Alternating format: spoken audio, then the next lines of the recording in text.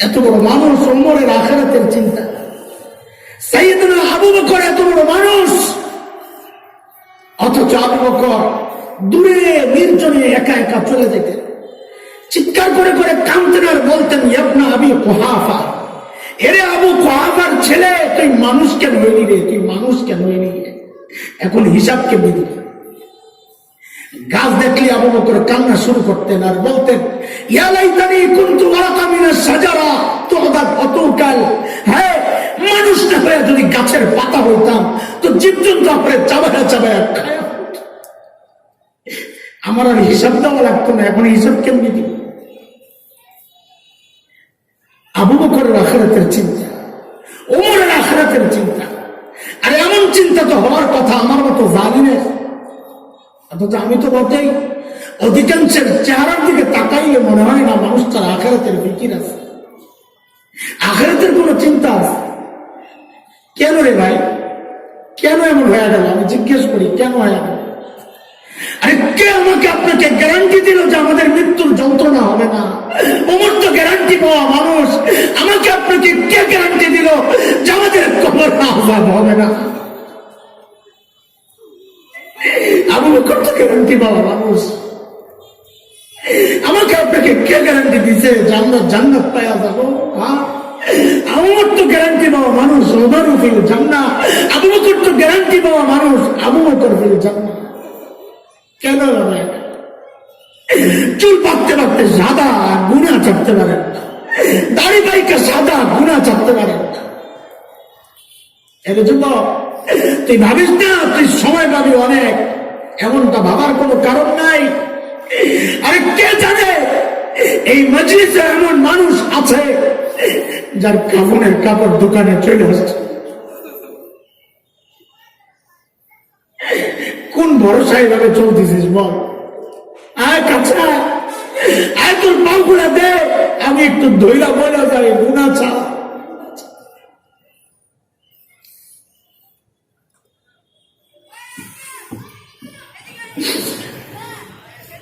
এটা বাবা মালিককে সময় দাও, ও মা মালিককে সময় দাও, ও যুবক মালিককে সময় দে। দুনিয়ার সবাই দেয়, ওই গাছটার দিকে তাকায়া দেখ, দাঁড়ায় দাঁড়ায় তাসবিহ পড়তেছে। যে কুকুরটাকে তাড়ায়া দেয়, ওই কুকুরটাও রুকুর হালতে মালিকের তাসবিহ পড়ে। পড়ি না আমি আর তুই, আমরা হাতে সময় নাই।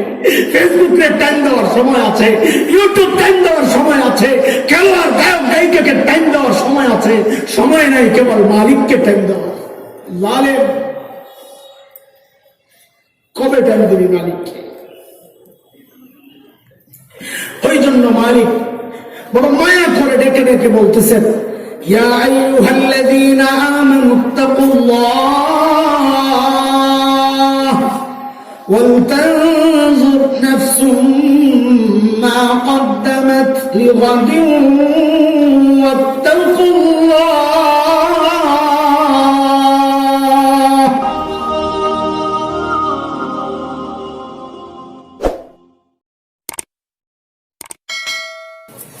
الحمد لله نحمده ونستعينه ونستغفره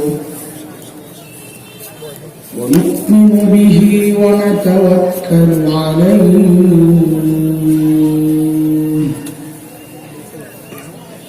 ونعوذ بالله من شرور أنفسنا ومن سيئات أعمالنا. من يهده الله فلا مضل له ومن يضلله فلا هادي له. وأشهد أن لا إله إلا الله وحده لا شريك له. وأشهد أن سيدنا وسندنا وحبيبنا ومولانا محمدا عبده ورسوله.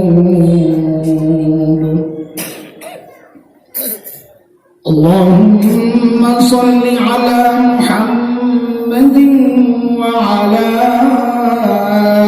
آل محمد كما صليت على إبراهيم وعلى آل إبراهيم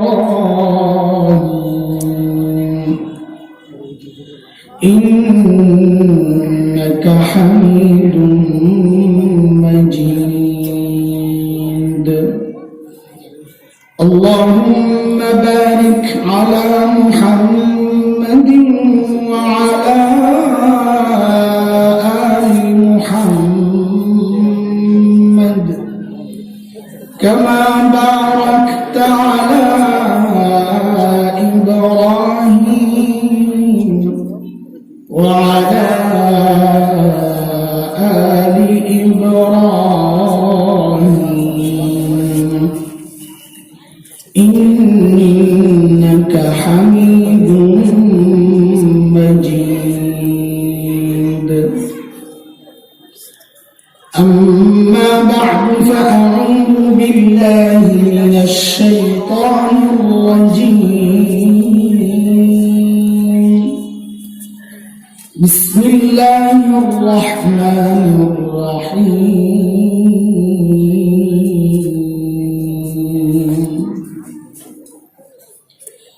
يا أيها الذين آمنوا اتقوا الله ولتنظر نفس ما قدمت لغد ولتنظر نفس ما قدمت لغد واتقوا الله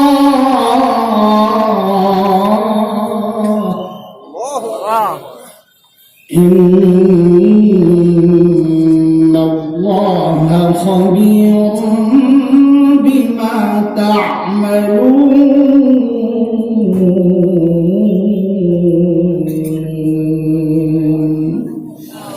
آمنت بالله صدق الله العلي العظيم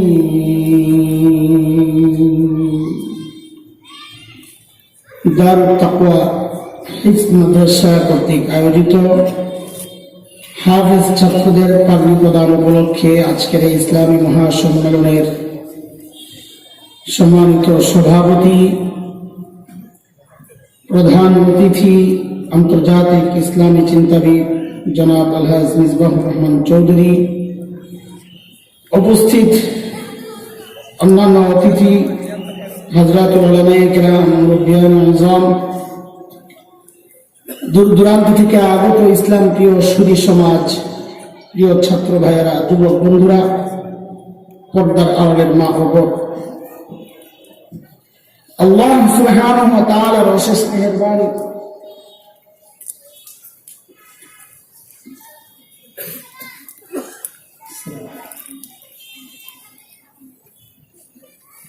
করুণা দয়া যে মহান মালিক লাখো কোটি মানুষ থেকে বাছাই করে দিন এই প্রোগ্রামে আমাকে আপনাকে আসার বসার তৌফিক দান করেছেন, এটা মালিকের অনেক বড় দয়া আর করুণা।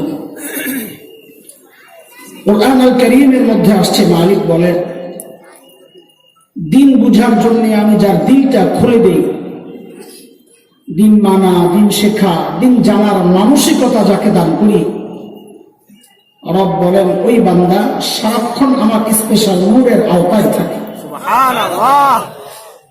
দুর্ভাগ্য তার জন্য যার দিল শক্ত, দিন বুঝতে চায়, বরং উল্টা বুঝে, এমন পোড়া কপালও আছে। মালিক বলেন এরা স্পষ্ট গুমরাহিতে নিমজ্জিত। সূরা জুমার আয়াত নম্বর 22 রব্বুল কারীম এই কথাটা বলেছেন। মালিক বলেন أفمن شرح الله صدره للإسلام فهو على نور من ربه فويل للقاسية قلوبهم من ذكر الله أولئك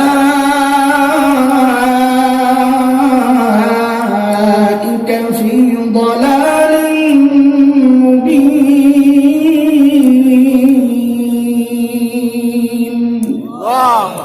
এই আয়াতের মধ্যে রব্বে কারীম এই কথাগুলো বলেছেন।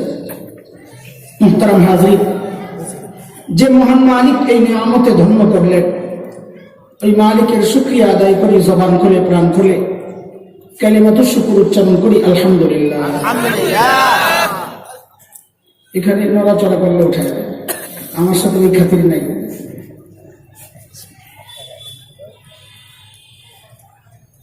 মনোযোগ না থাকলে আমার বলা সমস্যা হয়। এখানে তো কোনো তামাশা করতে বসি নাই যে উড়া দুরা মেরা দিলাম, উড়া দুরা মারলে তো মনোযোগ লাগে না।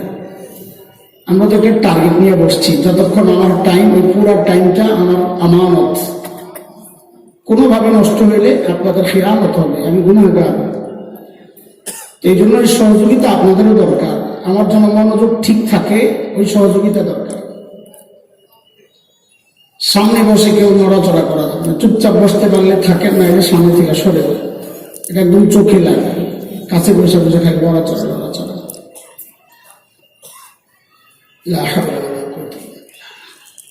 মুহতারাম হাজরিন,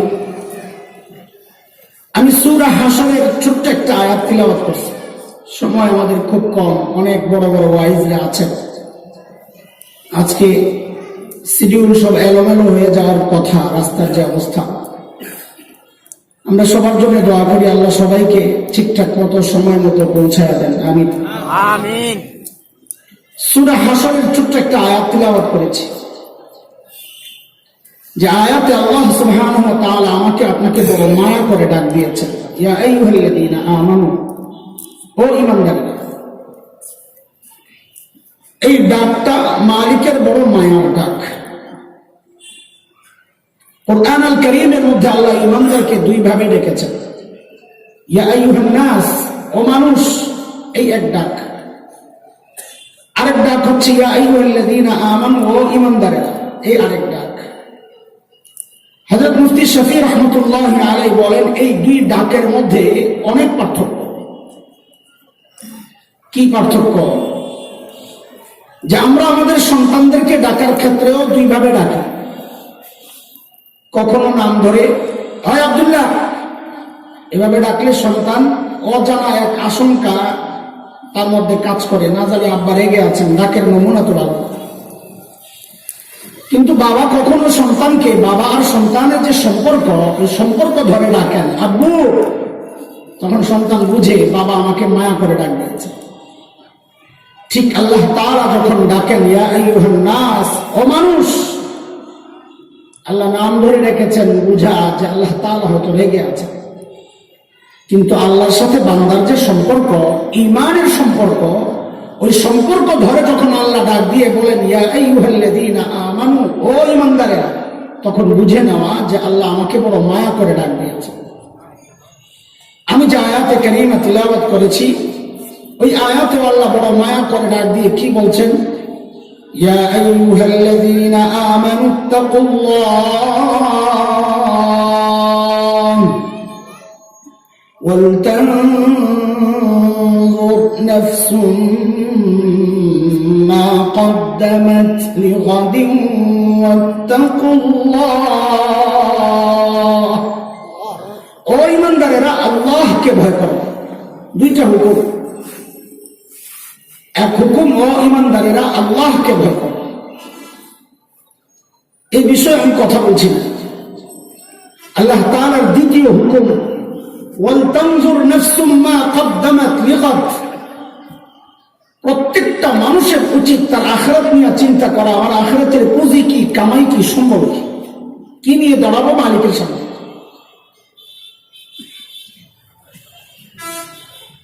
দোস্ত, আখিরাতের ফিকির নিয়েই তো এই মজলিসে আসছি, তাই না? না অন্য কোনো মাকসাদ আছে? ভোট চাইতে আসছি নাকি? হ্যাঁ, আরে কথা তো বলেন, একটু কথা বলা লাগবে, না তো কথা বের হবে না। আমরা এখানে কি জন্য আসছি? মাকসাদ কি? আখিরাত।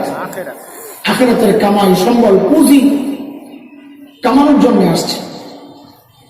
কিন্তু আখিরাতের ফিকির আমাদের যেমনটা হওয়া দরকার, যতটুকু হওয়া দরকার ঠিক তেমন হচ্ছে কিনা, ততটুকু হচ্ছে কিনা, না ঘাপলা আছে, ঘাটতি আছে, কমতি আছে, ত্রুটি আছে, কেমনে বুঝে? তো আল্লাহ সুবহানাহু ওয়া তাআলা আমাদের উপর দয়া করেছেন, অনুগ্রহ করেছেন যে আমাদের সামনে হযরতে সাহাবায়ে কেরাম রিদওয়ানুল্লাহি আলাইহিম আজমাইনদেরকে আমাদের নমুনা আর মডেল বানাইছেন। মডেল যে তুমি তোমার ঈমানকে সাহাবীদের ঈমানের সাথে মিলায়া দেখো, যদি ঈমান মিলে যায় তো তোমার ঈমানও ঠিক আছে, যদি না মিলে তো ভেজাল আছে, ঠিক করে নাও। কার কথা?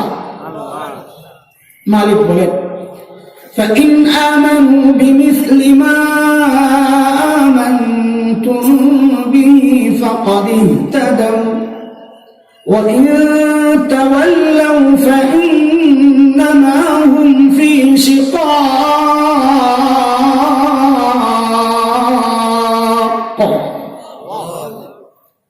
বলে তুমি তোমার তাকওয়াকে সাহাবীদের তাকওয়ার সাথে মিলাও। বলে কেন মিলাবো? বলে যদি সাহাবীদের তাকওয়ার পরীক্ষা আমি নিয়েছি, ওই পরীক্ষায় তারা পাস, তোমারটা মিললে তুমিও পাস। কার কথা? উলাইকা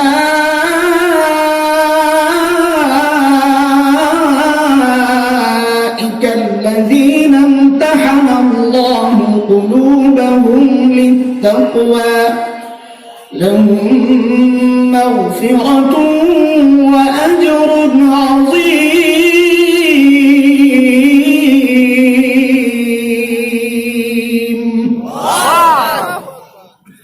কাজে আমাদের আমলকে কাদের সাথে মিলাইতে হবে বলেন?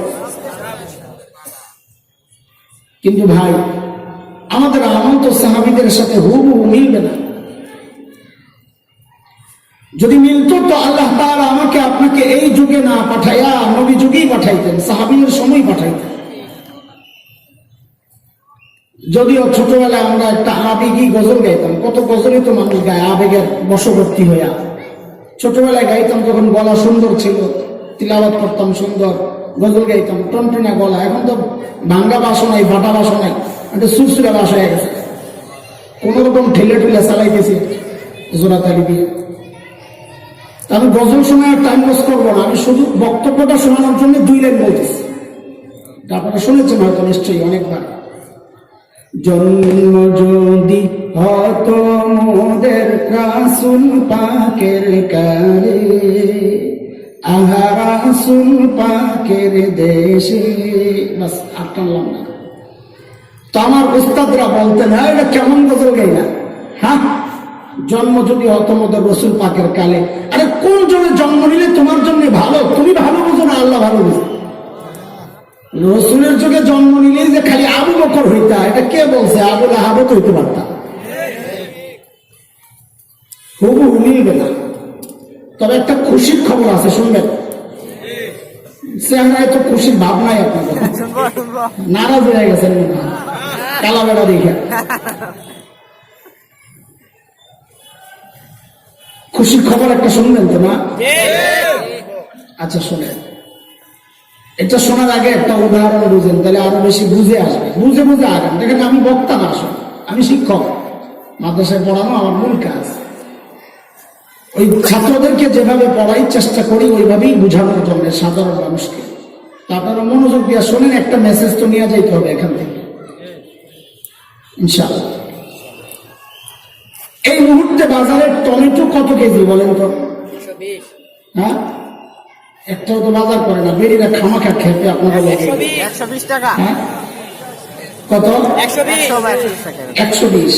আচ্ছা, আইডিয়া। আচ্ছা, এই টমেটোটা ফ্রেশ না ভেজাল?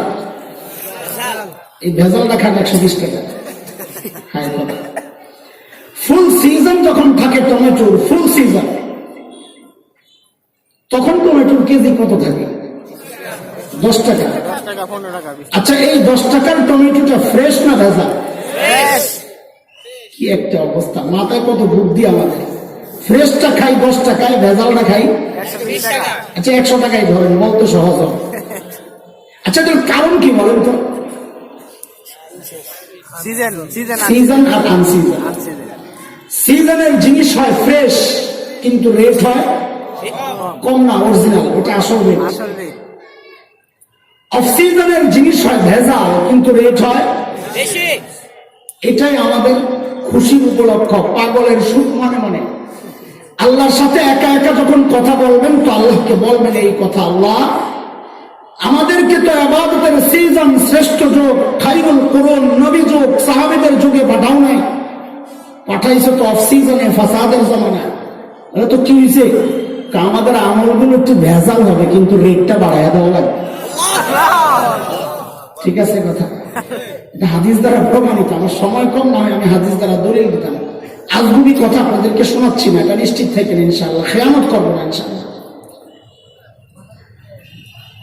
সাহাবীদের সাথে আমাদের আমলের মৌলিক তফাৎ কোন জায়গায়,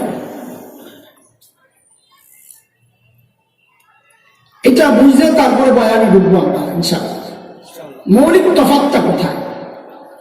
দেখেন, ছোটবেলায় আমরা লেখাপড়া করেছি, খেলাধুলাও করেছি, করেননি? খেলাধুলা এখনকার বাচ্চারা লেখাপড়াও করে, খেলাধুলাও করে, তাই না? তো আমাদের সাথে ওদের পার্থক্য কোথায়?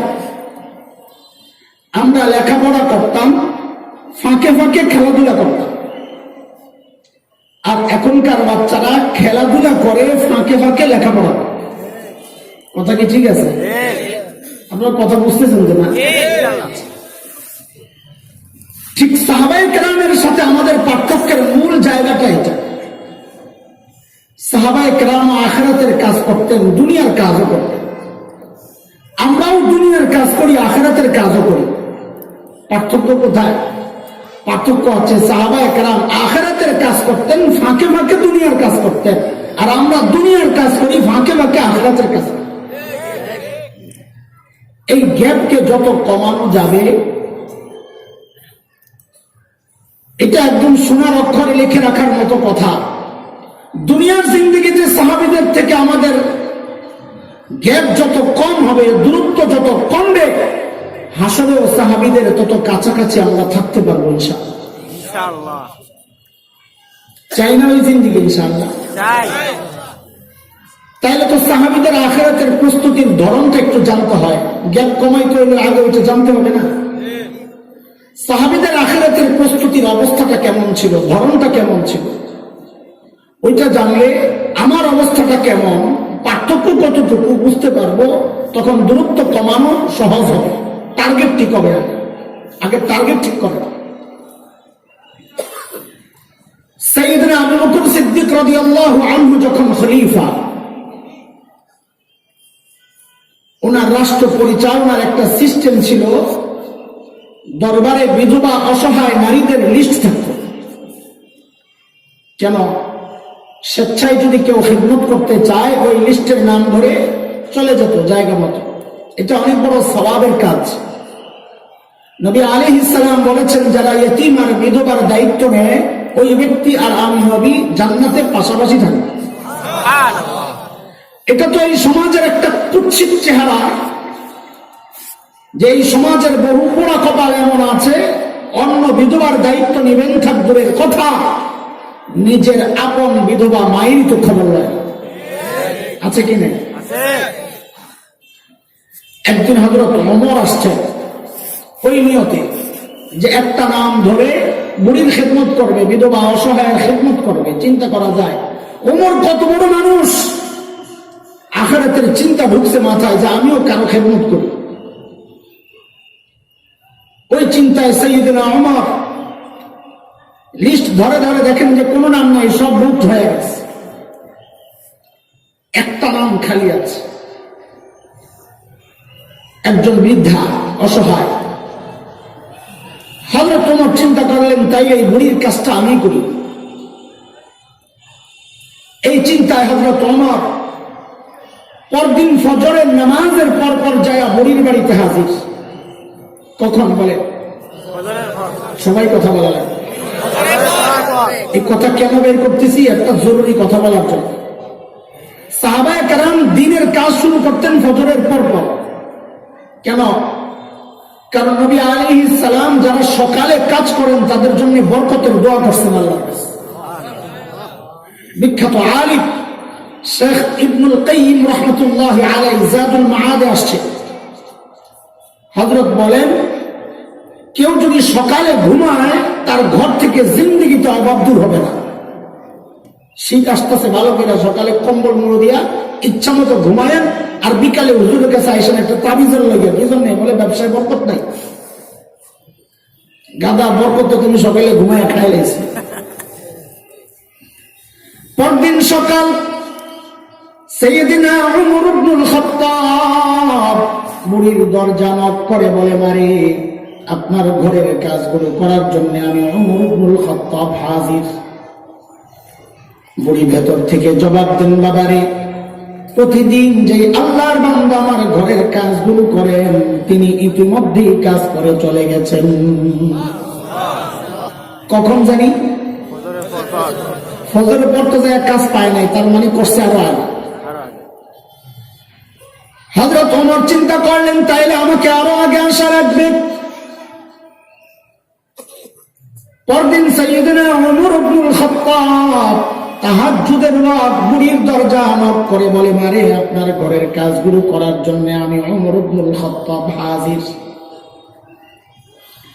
আজকেও বুড়ি অবাক করে হযরত ওমরকে জবাব দিচ্ছেন, বাবারে প্রতিদিন যে আল্লাহর বান্দা আমার ঘরের কাজগুলো করেন তিনি ইতিমধ্যেই কাজ করে চলে গেছেন। কখন? কখন চিনেন? তাহাজ্জুদের সময়। কখন বলেন? হ্যাঁ, টাইম বললেন না, তাহলে ভেজালে পাই। ফজরের আগে একজনে করেছিল, মোটামুটি ঠিক আছে। আচ্ছা, ওগুলো আমার উদ্দেশ্য না, আমার উদ্দেশ্য ভিন্ন। আমার কাছে একটা ডিজিটাল ব্যাখ্যা আছে, ডিজিটাল ব্যাখ্যা শুনবেন? এই যুগের পোলা পাইন ফেসবুক আর ইউটিউব বন্ধ করে যখন ঘুমাইতে যায়, ওটা হলো তাহাজ্জুদ। আরে পড়া কপাল আমার। আসল রাতে যারা চুরি করতো, বিশেষ করে গ্রামে গঞ্জে, ওই চোরদের ব্যবসা বড় মন্দা। কেন? চুরি করার আগে তো ঘরের দরজার জানালার চিপা চাপা দিয়া দেখে ভিতরের মানুষগুলা মরা না যেটা, যেই ঘরেই যায় চুকি মারে দেখে কোনো না কোনো আল্লাহ বান্দা আসমানের দিকে মনোযোগ দিয়ে শুয়ে দিয়েছে। কি করে শুয়ে শুয়ে?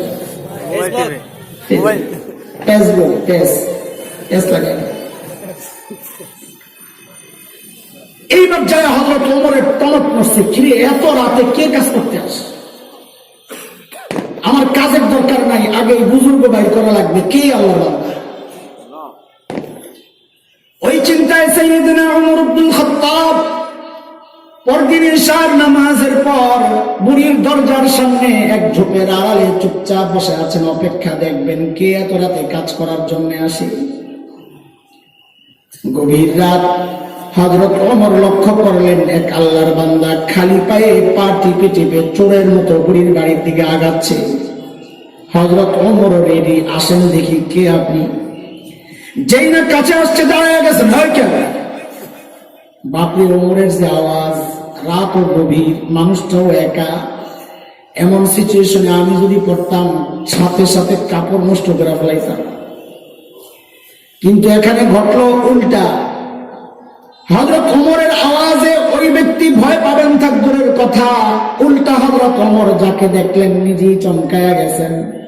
দেখেন ইনি আর কেউ না, খলিফাতুল মুসলিমিন আবু বকর সিদ্দিক রাদিয়াল্লাহু আনহু।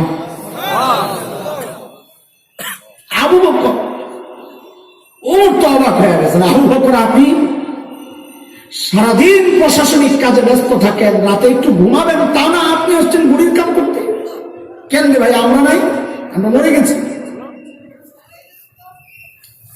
হযরত আবু বকর কি জবাব দিলেন দোস্ত, ওই জবাবটাই আমার বয়ান। দুই চার কথা, ওইটাই বয়ান, কিন্তু জবাবটা আপনাদেরকে এখনই শোনাচ্ছি না। কেন? কারণ জবাবটার ওজন যে কত এটা বুঝতে হলে আগে আবু বকরের ওজন বুঝতে হবে। আবু বকর কত বড় মানুষ, এই জবাব আমি আপনি দিলে এত আলোচনার ব্যাপার ছিল না, কিন্তু জবাবটা আবু বকরের। ব্যক্তির ওজন বাড়লে কথারও ওজন বাড়ে। উদাহরণ বুঝেন। আপনাদের এই উত্তরখানে এক পরিচিত ভিক্ষুক আছে, চেয়ে চেয়ে খায়। আপনাকে দেখে বললো কি কালকে একটু দেখা করো, তোমারে খুশি করে দিব। তাকে মনে মনে হাসবেন, নিজে ভিক্ষা করে খায়, আবার আমারে খুশি করে। পাগল কথা। একই কথা এলাকার এমপি সাহেব যদি আপনাকে বলেন ওই কালকে একটু দেখা করে স্তরে খুশি করে দেব, তখনও কি হাসবেন না আশাবাদী হবে? কেন? কথা তো একটাই, ওই যে ব্যক্তির ওজন বেড়ে গেছে তো কথারও ওজন বেড়ে গেছে। একই কথা যদি মাননীয় প্রধানমন্ত্রী বলেন, আপনারা কি করবেন জানি না, আমি তো সাগর ঘুমাবো না, জানি কি পাইতেছি আল্লাহ জানে। এই পার্থক্য কেন হচ্ছে? ব্যক্তির ওজন বাড়তেছে তো কথারও ওজন বাড়তেছে। আবু বকর কত বড় মানুষ এটা আগে শুনে। একদিন আম্মা জান আয়েশা রাদিয়াল্লাহু তাআলা আনহা মদিনার স্বচ্ছ পরিষ্কার আকাশের দিকে তাকায় তাকায় দেখেন লক্ষ লক্ষ নক্ষত্র দেখা যায়। মদিনার আকাশ তো বাংলাদেশের আকাশের মতো মেঘাচ্ছন্ন না, কুয়াশাচ্ছন্ন না, পরিষ্কার ক্লিয়ার। লক্ষ লক্ষ নক্ষত্র দেখা যায়। আম্মা জানের মনে কৌতূহল, নবীকে জিজ্ঞেস করেন, ইয়া রাসূলুল্লাহ, ওই যে লক্ষ লক্ষ নক্ষত্র দেখা যায়, ওগো আল্লাহর হাবিব, আপনার উম্মতের মধ্যে এমন কেউ কি আছেন যার আমলের পরিমাণ ওই নক্ষত্রের চেয়েও বেশি? কেউ কি আছেন ইয়া রাসূলুল্লাহ? আল্লাহর হাবিব বলেন, আয়েশা আছে একজন। ওই কয়জন? আম্মা জান তো মনে মনে খুশি, জানি তো একজনকে, আমার বাবা আবু বকরই তো হইব, আর কেউ? বলে জানলে আবার জিজ্ঞেস করছো কেন? বলে এটা দুনিয়ার সব মেয়েদের স্বভাব, সব মেয়েরাই চায় স্বামীর মুখ দিয়ে একটু বাবার বাড়ির প্রশংসা করবে। একদিন খালি বদনাম করে দেখেন, এক সপ্তাহ তরকারি মজা হয় না। এই মুসিবতে খালি হাসান জামিল, আর সব খুব ভালো আছেন না তো কথা বল না কেন? ডরাইতেছে এইবার কোন ঠিক কি ঠিক না? খুব খুশি না? বেরিয়ে করে শেষ করতেছি। হ্যাঁ, সাইজ তোমারে করা হয়েছে, তুমি টের পাও নাই। তার বাবা মার প্রশংসা করলে তার খুশি লাগে, বদনাম করলে কষ্ট লাগে। সন্তান হিসাবে তো এটাই হওয়ার কথা। পোড়া কপাল তো তুমি। এই বউ যখন তোমার বাবা মার বদনাম তোমার কানে ঢুকায়, তোমার কষ্ট লাগে না, বরং বউয়ের কথায় যায় বাবা মার সাথে খারাপ আচরণ করো। খারাপ তো তুমি না, বউ তো ঠিকই আছে। আল্লাহর হাবিব বলেন, আয়েশা আছে একজন। কয়জন? একজন। ও আয়েশা, আমার যে উম্মতের আমল ওই নক্ষত্রের চেয়েও বেশি আয়েশা, সে হচ্ছে ওমর ইবনুল খাত্তাব। কে কে কে? ওমর ইবনুল খাত্তাব। এখন আম্মা জানের চেহারার অবস্থা কি? হ্যাঁ, খুশি না মলিন? আল্লাহর হাবিব তো চেহারা দেখেই বুঝছেন আম্মা জানের ভিতরে গন্ডগোল চলতেছে। বলে না, face is the index of mind. মানুষের ভিতরে কি কাজ করে তার চেহারায় প্রকাশ পায়। স্বামী স্ত্রী হইলে তো কথাই নাই। বউ একটু মাইন্ড করলে জামাই টের পায়, জামাই একটু মাইন্ড করলে বউ টের পায়। কথা ঠিক কিনা রে? বলা বারে ঠিক কয়, কি বুঝতে আমরা তাও মারাস না। আব্বা আমারে দেখে তো ঠিকই আছে না? ঠিক আছে, সাবাস। আল্লাহর হাবিব বুঝছেন আম্মা জানের ভিতরে গন্ডগোল, কষ্ট পাইছে। আল্লাহর হাবিব সান্ত্বনা দিচ্ছেন, ও আয়েশা শুনো শুনো, এর সাথে তুমি তোমার বাবাকে কেন মেলাচ্ছ? আয়েশা, তোমার বাবা আবু বকরের হিসাবটাই তো আলাদা। আমার গোটা উম্মতের আমল যদি এক পাল্লায় করা হয়, আর একা তোমার বাবা আবু বকরের আমল যদি আরেক পাল্লায় করা হয়, আয়েশা, তোমার বাবা আবু বকরের আমল পাল্লা ভারী হয়ে যাবে। কেন মিলাও তুমি? এত বড় মানুষ আবু বকর। আচ্ছা, আরেকটা সময় সামনের দিকে যেতে, সময় তো কম আসো। একদিন হযরত ওমর আসছেন, ওমর আবু বকরের কাছে এসে বলেন কি, দোস্ত আপনার সাথে একটা লেনদেন করতে চাই, লেনদেন। তা আবু বকর বলে, কি লেনদেন করবেন? কর। বলে, দোস্ত আমার সারা জিন্দগির যত আমল আমি করছি, ওমর বলতেছে, যা করছি জীবনে সব আপনারা দিয়ে দিতে চাই। লন আবু বকর বলছেন, চিন্তা কি রে, ওমর এত ভালো মানুষ, সারা জিন্দিগি উনি আমার সাথে আমল নিয়ে করলেন প্রতিযোগিতা, কাজ থেকে বেশি করতে পারে, আমরা সব দিয়ে দিব না রে, এনে কোনো গোমর আছে। আবু বকর মানুষ সরল সোজা, কিন্তু ব্যাকল্প না, বুঝেন না এই কথা? হযরত উলামায়ে কেরাম আমাদের পুরাতন মুরব্বীদের চেহারার দিকে তাকাইলে মনে হয় দুনিয়ার কিচ্ছু বুঝে না, আর পাবলিক তাই মনে করে ব্যাকল বুঝে, কিচ্ছু বুঝে না। ইয়া যার সিনায় কোরআন আর হাদিসের ইলম বেকুফ সে না, বোকা তো সে যে আসমানি ইলম থেকে বঞ্চিত। আবু বকররা বোকা হয় না। হযরত কাসিম নানতুবি রহমাতুল্লাহি আলাইহি ছোট্ট দুটো উদাহরণ শোনাই, মৌলবী যে বোকা হয় না, আবু বকর যে বোকা ছিলেন না। কাসিম নানতুবি রহমাতুল্লাহি আলাইহি কত বড় মানুষ, ইংরেজ বিরোধী আন্দোলনের অন্যতম সিপাহসালার, যার আঙ্গুলের ইশারায় হিন্দু মুসলমান উঠে বসে, এত বড় নেতা। দেওবন্দ মাদ্রাসার পাশে একটা ছোট্ট মসজিদ আছে, ছাত্তা মসজিদ বলে, হযরত ওই মসজিদে থাকতেন। থেকে ঘেরাও করছে, হযরতকে গ্রেফতার করে। হযরত ভিতরে একটা গেঞ্জি গায়ে দেওয়া, লুঙ্গি পরা, মসজিদ ঝাড়ু দেয়, আর আমাদের বড়রা কত সাদা সিধা ছিলেন। ইংরেজরা ভিতরে ঢুকছে, ঢুকা হযরতকে দেখা বুঝে নাই এটাই যে কাসেম নানতুবি, কারণ এত ধারণা ছিল কি এত বড় নেতা, পেটটা তো কমপক্ষে আমাদের দেওয়ান নাকি হুজুরের মতো হওয়া দরকার, এত ধারণা ছিল। আর তখন তার ফেসবুক আসলো না যে ওয়ালে ওয়ালে হযরতের ছবি ঘুরে, আল্লাহ বাঁচাইছে বেটা। তো ইংরেজরা ভিতরে ঢুকাই কাসেম নানতুবিকে জিজ্ঞেস করতেছেন, হয় কাসেম নানতুবি কাহা, কাকে জিজ্ঞেস করতেছেন? কাসেম নানতুবিকে। কাহা? কাসেম নানতুবি বলছেন ভালো বিপাকে, যদি বলেন নেই হো তো গ্রেফতার হন, আর যদি বলেন পাতা নেই আমি জানি না তো মিথ্যা কথা হয়। মৌলবী কি হয় না রে, তবেন কথা কইছে মুরব্বীরা না, আমি তুই তুমি বললাম বুঝলাম, আমি ঘুরে গাড়ি জিজ্ঞেস করছি, আপনারা না ভুল বুঝছেন না। আমার কাসেম নানতুবি এমন একটা ভাব হয়েছেন যে বুঝতে একটু দেরি হয়েছে, যেখানে দাঁড়ায় ছিলেন ওখান থেকে সরছেন, সুইরা এই জায়গায় আইছেন, তো আগের জায়গাটা ফাঁকা হয়েছে না, এমন একটা ভাব হয়েছে যে বুঝতে দেরি হয়েছে। হ্যাঁ কি আবার কাসেম নানতুবি, ও আচ্ছা, ও তো আমি হাতে একটু আগে এখানে ছিল, কথা কি মিথ্যা? একটু আগে তো এখানে ছিল, এখন তো সুইরা এই জায়গায় আইছে। ইংরেজরা মনে করছে একটু আগে এখানে ছিল, এখন বুঝি পালায়। মৌলবী কি হয় না? সাইয়েদনা আবু বকর কি ছিলেন না? সূরা লাহাব যখন নাযিল হয়, তো এর মধ্যে আবু লাহাবের বউয়ের কথাও আছে, তোরও সাইজ করাইব। উম্মে জামিল বিনতে হারব ইবনে উমাইয়া নাম, বেরি তো খেইপা শেষ, আমার বিরুদ্ধে পাথর লইছে, নবীকে মারবে, কাবার দিকে রওনা দিছে। নবী আলাইহিস সালাম কাবার পাশে বসে বসে তিলাওয়াত করতেছেন, পাশে বসে আবু বকর পাহারা দেয়। আরে পাহারা দিয়েও যে আবু বকর কত মাইর খাইছে জীবনে। আবু বকর দেখছেন উম্মে জামিল আসতেছে, নবী আলাইহিস সালামের কানে কানে যায় বলতেছেন, ইয়া রাসূলুল্লাহ, উম্মে জামিল আসছে, মতি গতি ভালো মনে হচ্ছে না, হাতে পাথর। নবী নির্বাক বলে, আবু বকর ওরে আসতে দেন, আসতে দেন, আসতে দেন, ও আমারে দেখবি তো না, উম্মে জামিল আমারে খুঁজেই পাবে। কেন?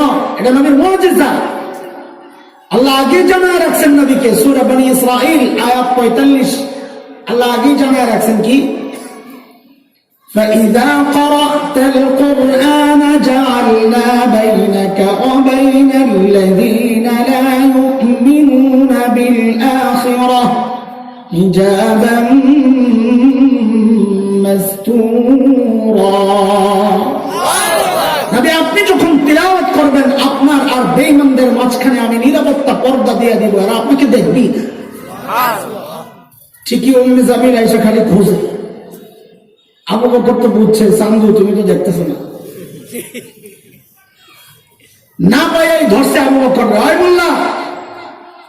তখন তোর মোল্লা পায় নাই, যাই করছে সময়ের শব্দ দিয়ে আমি তর্জমা করলাম, হয় মোল্লা তোর দোস্ত মোহাম্মদ কই?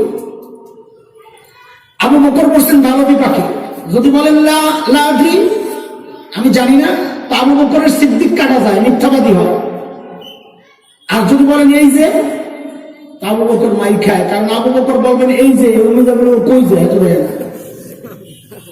আবু বকর বড় আজীব জবাব দিচ্ছেন, সুবহানাল্লাহ, কি মাথা উপস্থিত জবাব দিয়া দিচ্ছেন, খুঁজে দেখো কি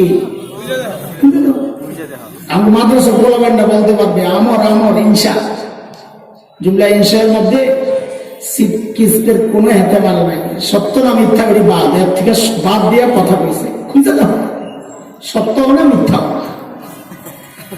হিজরতের সময় নবী আর আবু বকর মদিনার পথে, খবর ছড়ায় গেছে, ধরতে পারলি 100। খবর এমন পর্যন্ত জায়গায় পৌঁছে গেছে যারা নবীও চেনে না, আবু বকরও চেনে না, তাও খোঁজে, যদি লেগে যায়। এক গ্রুপ পাওয়া গেছে নবী আর আবু বকরকে, কিন্তু চেনে না।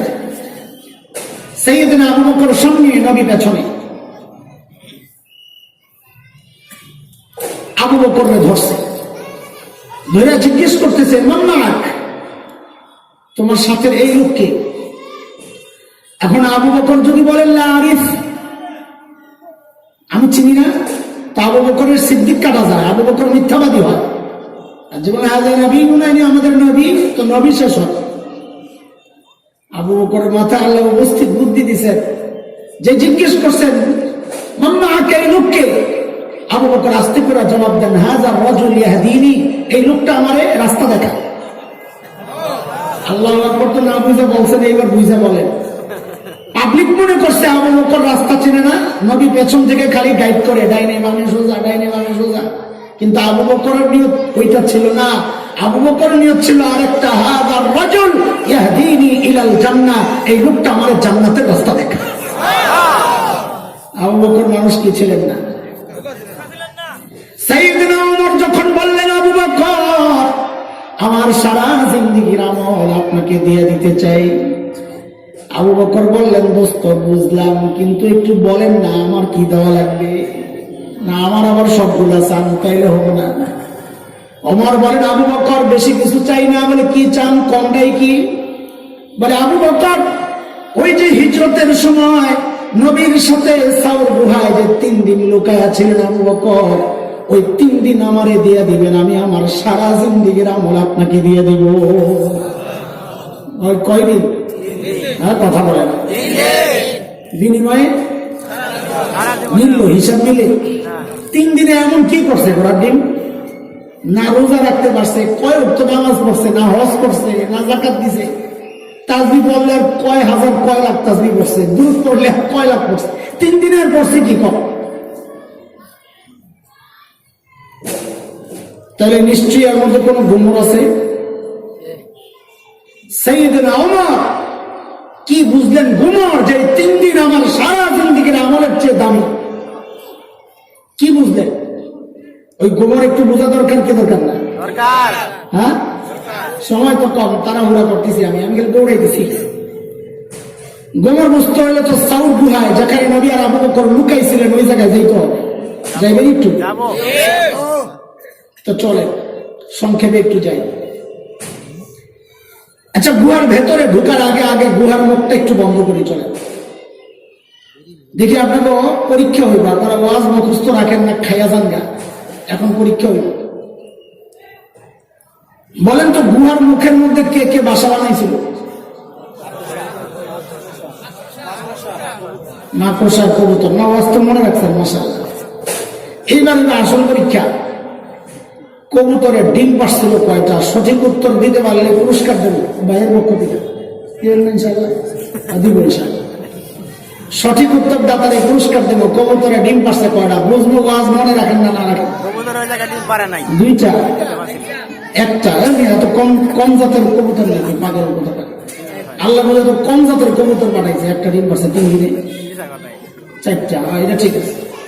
আরো আসেনি মতামত? 2টা তো কয়েকজন হয়ে গেল, 4টাই একজন। পুরস্কার মনে হয় হারিয়ে যাবে। আমাদের কোন বুজুর্গ মুরব্বী ভাবতেছেন, এবারে ভালো মনে করছিলাম, এমন নবীর সাথে সংশ্লিষ্ট একটা গল্প নিয়ে হয় তামাশা শুরু করছে। হ্যাঁ বাজার, আমি তামাশাই করতেছি। কেন? কারণ মুহাদ্দিসরা বলেছেন কবুতরের গল্পটা পুরাই জাল, বানোয়াট, মিথ্যা কথা। কবুতরই নাই, আমরা বসে বসে দিন বলি। এই দোষ আপনাদের না, এই দোষ আমাদের। আমরাই তো শোনাইছি আপনাদের। আল্লাহ আমাদেরকে মাফ করে।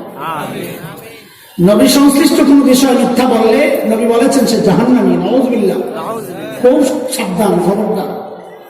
হ্যাঁ, মাকড়সার জালের ব্যাপারটাও মুহাদ্দিসরা বলেছেন এটা মারাত্মক ধরনের দুর্বল, তবে আছে। সেই দুর্বল বর্ণনার উপর ভিত্তি করে আমি দুটা কথা বলি আপনাদেরকে।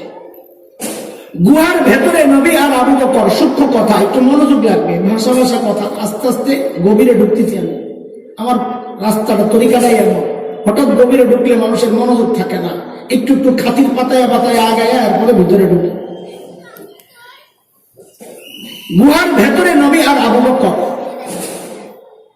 আচ্ছা বলেন তো, আল্লাহ তাআলা যদি চাইতেন গুহার মুখটাকে পাথর দিয়ে প্যাকেট করে যেন বোঝা না যায় এখানে একটা গুহা আছে, এমন বানায়া গুহার ভেতরটাকে জান্নাতের টুকরা বানায়া দিতে পারতেন কি পারতেন? আল্লাহ তা করেছেন? গুহার মুখটা শুধু মাকড়সার জাল। মাকড়সার জাল কি অনেক শক্তিশালী যে এটা ছিদ্র করে, ছিন্ন করে কাফেররা ভেতরে ঢুকতে পারবে না? এমন কিছু হালকা, কত হালকা। কোরআনে আসছে সূরা আনকাবুতে, মাকড়সার নামে একটা সূরা আছে। وَإِنَّ أَهْوَنَ الْبُيُوتِ لَبَيْتُ الْعَنكَبُوتِ।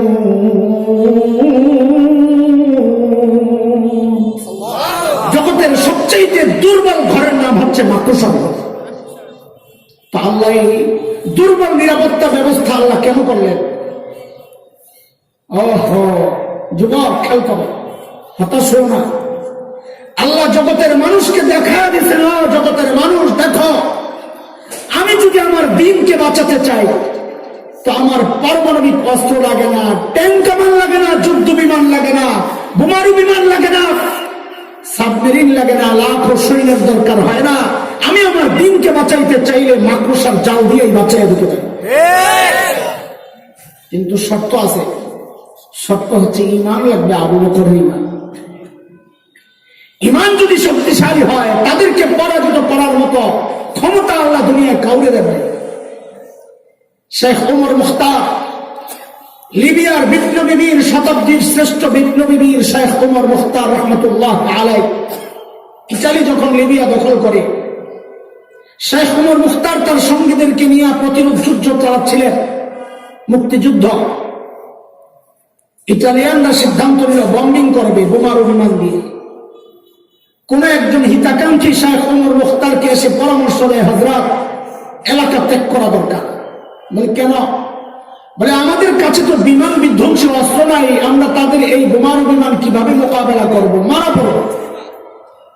শেখ ওমর মুখতার পাল্টা প্রশ্ন করে এক ঈমান দীপ্ত আজীব জবাব দিয়েছেন। পাল্টা প্রশ্ন করে, বড় আজীব জবাব, প্রশ্নটাই জবাব। শেখ ওমর মুখতার জিজ্ঞেস করেন, আচ্ছা ওদের বোমারু বিমানগুলো কি অনেক শক্তিশালী? তো বলে হ্যাঁ অনেক শক্তিশালী। তো বলে কত শক্তিশালী? ওই বিমানগুলো আরশের উপরে দিয়ে যায় না আরশের নিচে দিয়ে যায়? আল্লাহ আপনি কি বলেন? কোথায় আরশ, কোথায় সাত আসমান, কোথায় মহাশূন্য, এর কত নিচে দিয়ে বিমানগুলো যায়? থুড়ে তৈরি ডরে এলাম। আমি তো ভাবছি আরশের উপরে দিয়ে যদি যায়, আমার রব আরশের মালিক বম যদি তার মাথায় একটা পড়ে তো আমারে কে বাঁচাবে? আমার মালিক যদি ঠিক থাকে আমার কোনো টেনশন নেই। তিনি মূলত সূরা তাওবার শেষ আয়াতের তরজমা শোনাইছেন। মালিক যার মাধ্যমে প্রিয় হাবিবকে সান্ত্বনা দিয়েছেন এই বলে, فَإِن تَوَلَّوْا فَقُلْ حَسْبِيَ اللَّهُ لَا إِلَهَ إِلَّا هُوَ عَلَيْهِ تَوَكَّلْتُ وَهُوَ رَبُّ الْعَرْشِ الْعَظِيمِ।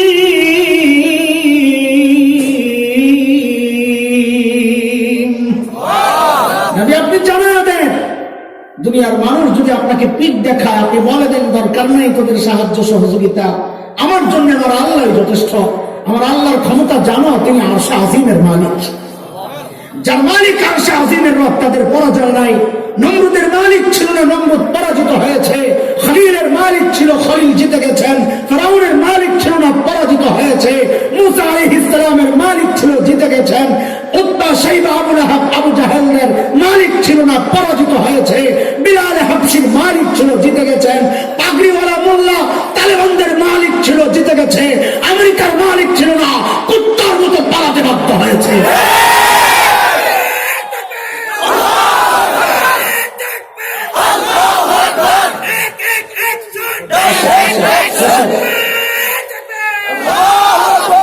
মনোযোগ দেন, খেয়াল করেন, তাকবীরের দরকার। চলেন এবার গুহার ভিতরে যাই, মুক্ত শেষ করছি, একটু একটু করে আগাইতেছি। আল্লাহর হাবিব সাইয়েদনা আবু বকরের কোলে মাথা দিয়ে ঘুমাচ্ছিলেন। নবী ঘুম থেকে ওঠেন, দেখেন যে আবু বকরের চেহারার মধ্যে চিন্তার ছাপ। অবস্থা আবু বকরের চিন্তা কার জন্য? নিজের জন্য না নবীর জন্য?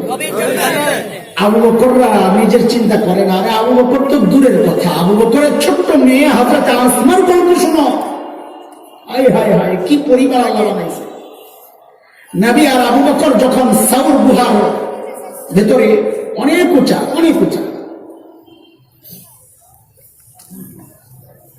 হযরত আসমা ছোট্ট বাচ্চা, প্রতিদিন বকরি চড়ানোর বাহানা করে কোস্তায় করে যায় নবী আর বাবাকে খাবার দিয়ে আসতেন। আরে এখন তো পাথর কেটে সিঁড়ি বানাইছে, তাও মানুষ উঠতে চায় না। আমি কয়েকবার চেষ্টা করছি, নেপতই আয় করছি, হেরা গুহায় উঠছি, যেখানে ওহি আসছে, ওখানে গেছিলাম, ঢুকছি ভেতরে।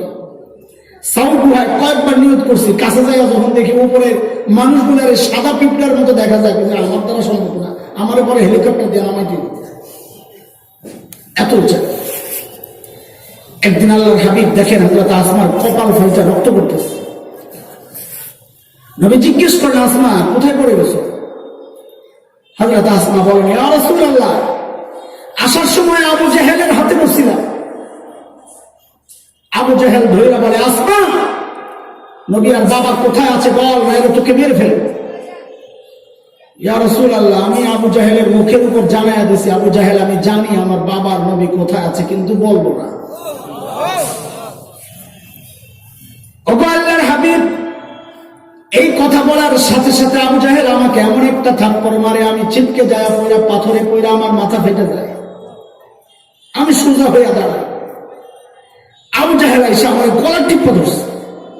আসমা মেরে ফেল, বল নবী কোথায়?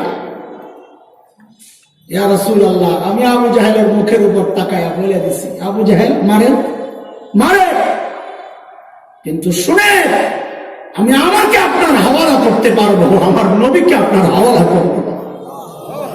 ছোট্ট বাচ্চা, তার যদি হালত এমন হয়, তা আবু বকরের চিন্তা কার জন্য? নিজের জন্য না নবীর জন্য? নবী ঘুম থেকে উঠে দেখেন যে আবু বকরের চেহারার মধ্যে চিন্তার ছাপ। নবী জিজ্ঞেস করেন, আবু বকর, আপনি তো চিন্তিত কেন? সাইয়েদনা আবু বকর গুহার মুখের দিকে দেখাচ্ছেন, ইয়া রাসূলুল্লাহ, হাঁটতেছে চারিদিকে কাফেররা। লাউ আন্না আহাদাহুম ইয়ানজুরু ইলা কাদামাই, গুহার মুখের দিকে তাকানোর দরকার নাই, এদের যে কেউ একজন যদি নিজের পায়ের দিকেও তাকায়, তাও তো আমাদেরকে দেখে ফেলবে।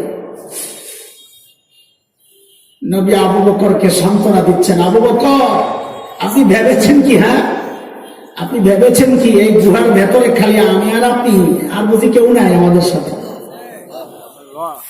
না আবু বকর, না, এই গুহায় কেবল আমি আর আপনি না, আমাদের সাথে আল্লাহ আছে। ভয় পান কেন? আল্লাহ তাআলা নবীর এই সান্ত্বনার কথাটুকু এতটা পছন্দ হয়েছে, কোরআনুল কারীমের সূরা তাওবার একটা আয়াতের টুকরা বানায় মালিক নাযিল করে দিয়েছেন এই কথাটা। মালিক বলেন, ইযহুমা ফিল গার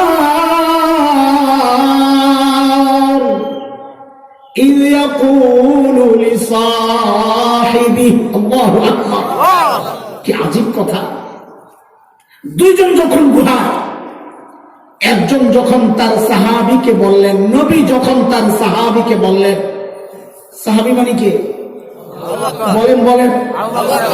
মুহাক্কিকিনরা গবেষকরা যেন লাফায়া উঠতে কয় দেখো দেখো কারবার, আরে কারবার দেখো।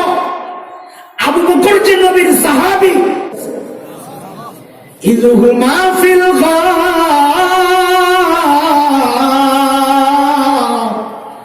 ইয ইয়াকুলু লিসাহিবিহি, কিন্তু ওমরের ঘুমর এই জায়গায় না, ওমরের ঘুমর সামনে।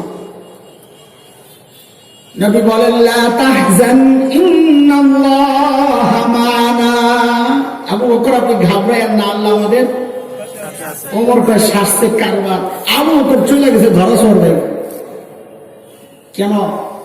ওমরের মাথায় নবী আমার সম্পর্কে কি বলেছেন, আমার সাথে নবীর সম্পর্কের মূল্যায়ন নবী কিভাবে করেছেন, আমার সাথে নবীর সম্পর্কের লেভেলটা কি।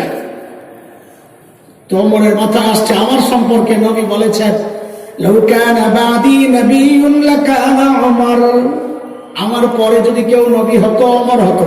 কে কে? আবু বকর। কার মর্যাদা?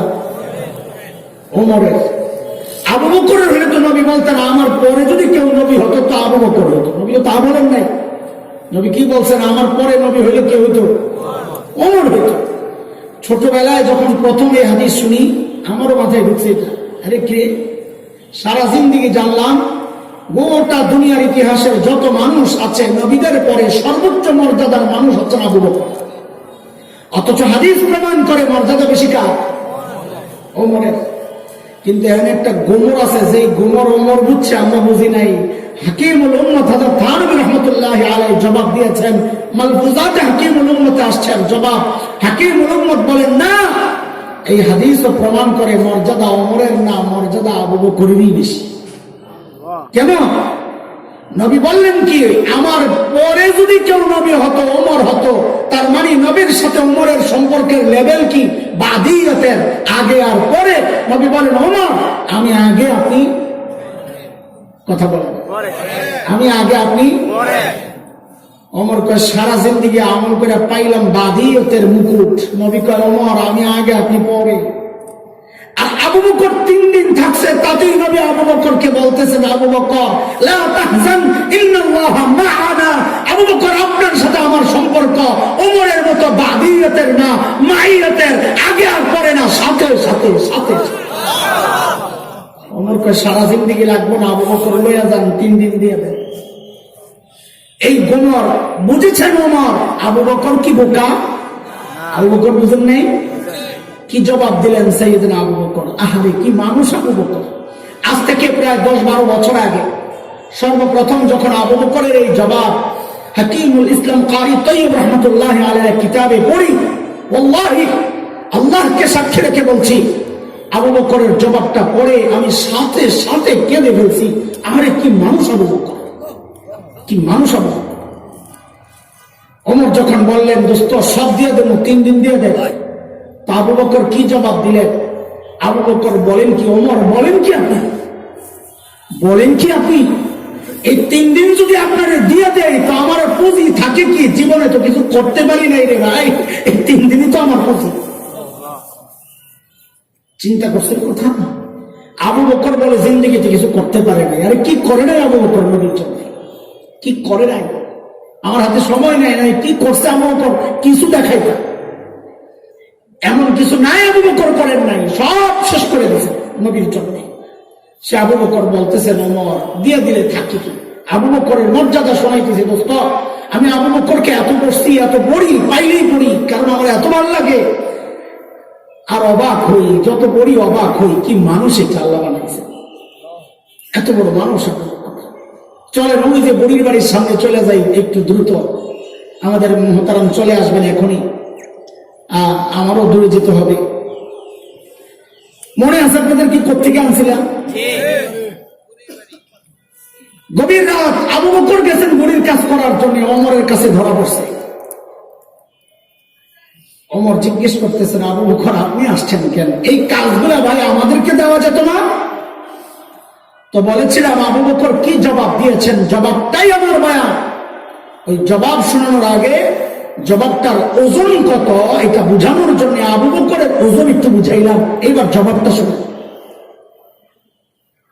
আবু বকর বলতেছেন, হ্যাঁ ওমর ভাই, এই কাজগুলো আপনাদেরকে দিলেও পারতাম, আপনাদেরকে দিলেও পারতাম,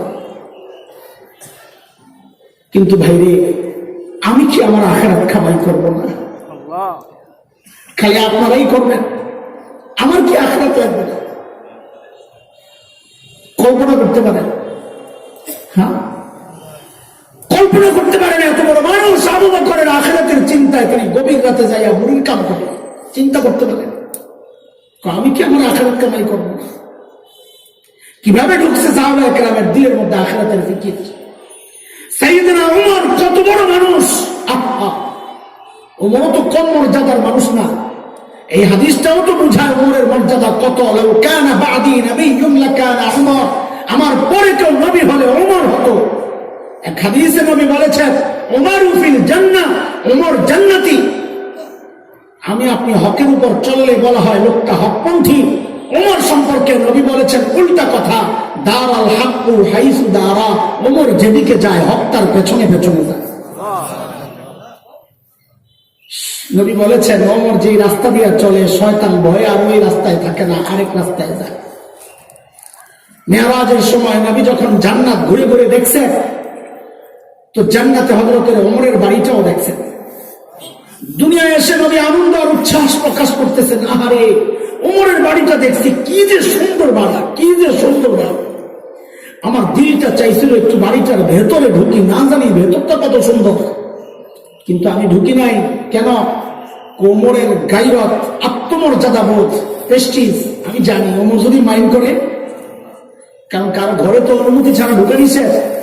সূরা নূরে আসছে না, ইয়া আইয়ুহাল্লাযীনা আমানু লা তাদখুলু বুয়ুতান গায়রা বুয়ুতিকুম হাত্তা তাস্তানিসু ওয়া তুসাল্লিমু আলা আহলিহা। কারো ঘরে তো অনুমতি ছাড়া ঢুকা নিষেধ, আমি ওই জন্য ঢুকি নাই, কিন্তু আমার মন চাইছিল ঢুকতে। মুফতি তাকি ওসমানী দামাত বারাকাতুহু আলিয়া হাদিসের বর্ণনার সময় লেখেন, এই কথা শুনেই হযরত ওমর হাউমাউ করে কান্না শুরু করছেন আর বলতেছিলেন, আবিকা কিন্তু ইয়া রাসূলুল্লাহ, আপনার সাথে আমার আত্মমর্যাদা বোধ, কেন একটু ঢুকলেন না ইয়া রাসূলুল্লাহ, কেন একটু ঢুকলেন না? এত বড় মানুষ ওমর, অথচ আখিরাতের ভয়ে কি করতেন তারা? মৃত্যু যন্ত্রণায় কাতরাচ্ছেন ওমর। আবু উলুলু মাজুসির ছেলে বিষাক্ত খঞ্জর দিয়া যখন ফজরের নামাজের সময় হযরত ওমরের পেটের মধ্যে চালায়, নাড়িগুলি বের হয়ে গেছে, কাপড় দিয়ে পেঁচায় হযরত ওমরকে মসজিদে নববীর ফ্লোরে শোয়া দেওয়া হয়েছে। হযরত ওমর বেহুশ, একজনের কোলে মাথা, একটু হুশ ফিরছে তো নামাজের খবর নিছেন। ওমর দ্বীনের ব্যাপারে কতটা সিরিয়াস ছিলেন, ওই অবস্থা নিজের দরজার কাছে দেখেন এক যুবকের কাপড় টাকনুর নিচে, ওই অবস্থায় ডাক দিয়েছেন, ওই কাপড় টাকনুর উপরে ওঠা। এরপর কি করলেন হযরত ওমর? এরপর ওই কোল থেকে নিজের মাথাটা নিয়ে মসজিদে নববীর ফ্লোরে রাখছেন। ফ্লোরটা কি ছিল? পাকা, টাইলস করা, মোজাইক করা, বলেন না, মার্বেল পাথর, কি ছিল? হ্যাঁ, কি ছিল?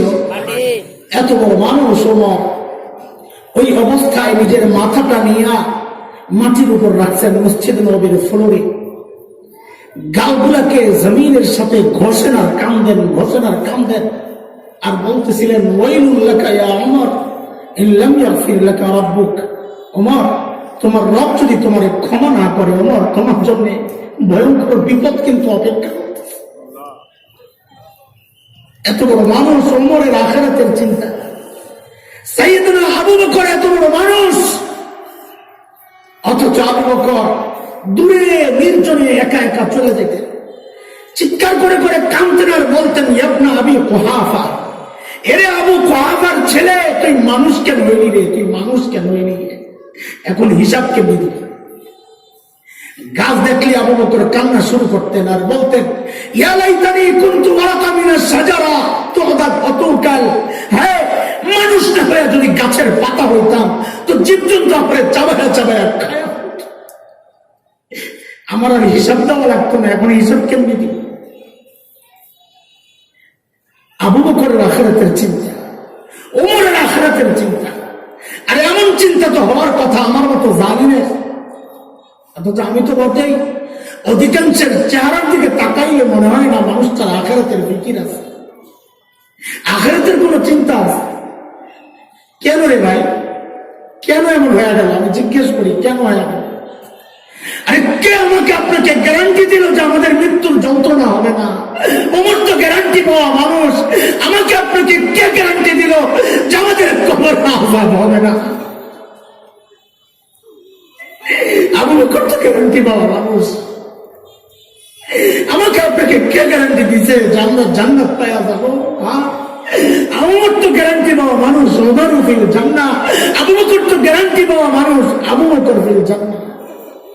কেন ভাই? চুল পাকতে পাকতে সাদা, গুনাহ চাপতে পারেন না। দাড়ি বাইকে সাদা, গুনাহ চাপতে পারেন না। এর জন্য তুই ভাবিস না তুই সময় পাবি অনেক, এমনটা ভাবার কোনো কারণ নাই। আরে কে জানে এই মজলিসে এমন মানুষ আছে যার কাপড়ের কাপড় দোকানে চলে আসছে। কোন ভরসা এইভাবে চলতেছিস বল? আয় কাছা, আয় তোর পাগুলা দে, আমি একটু ধৈরা বইলা যাই, গুনাহ ছা।